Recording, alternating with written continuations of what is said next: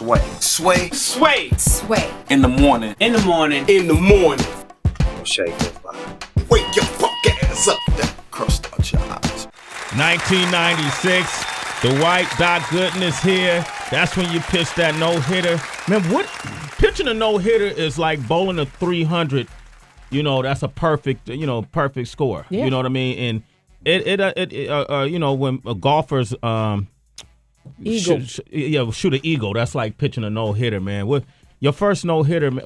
I can't even imagine what that felt like. Like, what does that feel like to pitch a no-hitter? You know, it was an incredible night, and everything that took place before I actually pitched the game where the year before I was suspended the entire season.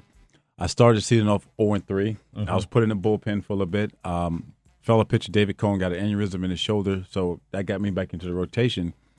Then I had the situation where my dad had been on dialysis for 15 years. Yeah. His health was failing him. He was getting ready to have open heart surgery, emergency heart surgery, where they felt that if he didn't have the surgery, he wouldn't make it 2 weeks. And if he did have the surgery, he probably wouldn't make it 2 weeks. So the day that I pitched no hitter, I had permission to fly home to be with him the night before the surgery. I wake up that morning, I'm thinking, you know what? I started reminiscing about all the days we spent on the practice field. Mm-hmm. And I said that he probably want me to pitch. So I called Joe Torey, who was the manager at the time, and told him I was coming in to pitch. He tried to talk me out of it. I said, no, I'll be in tonight. And then the next call was to my mom, which she didn't take it as well, so I ended up basically hanging the phone up. Mm-hmm. So the first 3 innings of that game, you know, you're sitting in the tunnel that leads you to the clubhouse from the dugout, wondering if I made the right decision. Should I went home? Should I pitch? So it was very tough. And not until like the 6th inning when I realized I had a no-hitter, I was looking at the scoreboard to see the hitters I was going to face the next inning, and you see like 0 hits, 0 runs, 0 errors. The heart started beating a little faster. Then at that point, you're going as hard as you possibly can the rest of the game.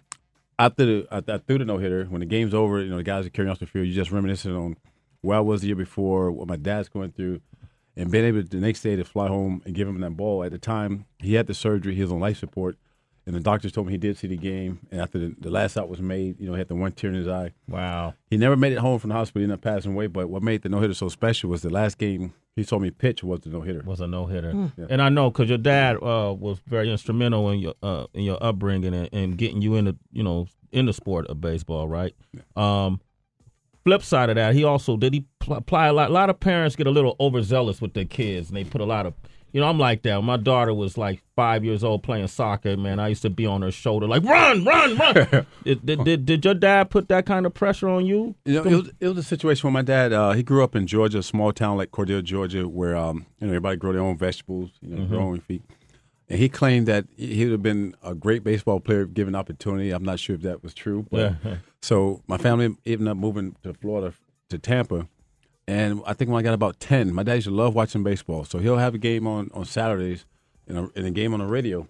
He'll have his beer and chips. I'll have my cookies and juice when we're watching the game. And then one day he just asked me out of the blue. He said, do you like baseball? I said, yes. He said, how much? I said, I like it a lot. He said, you think you ever be on TV playing one day?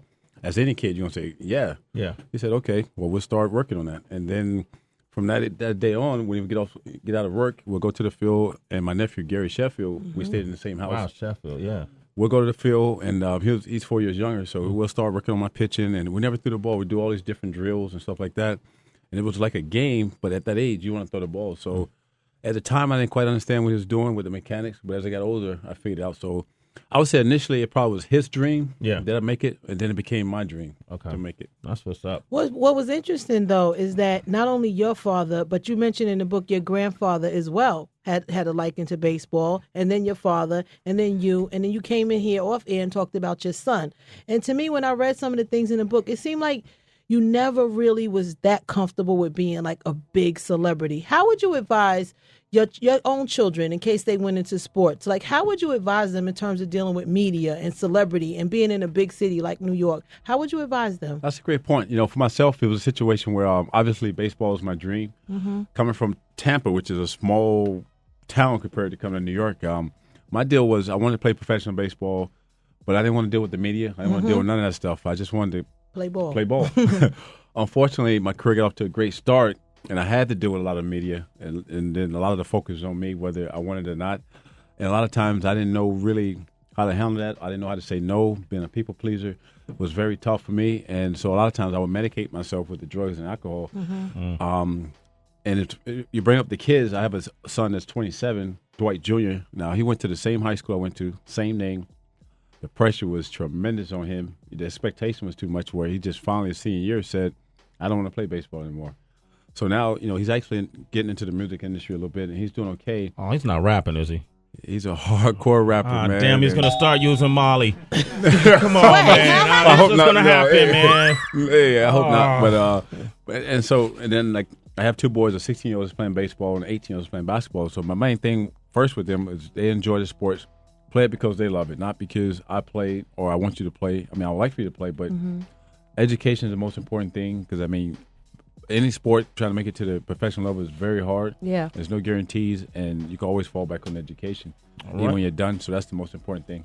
It's Sway in the morning, only on Shea 45.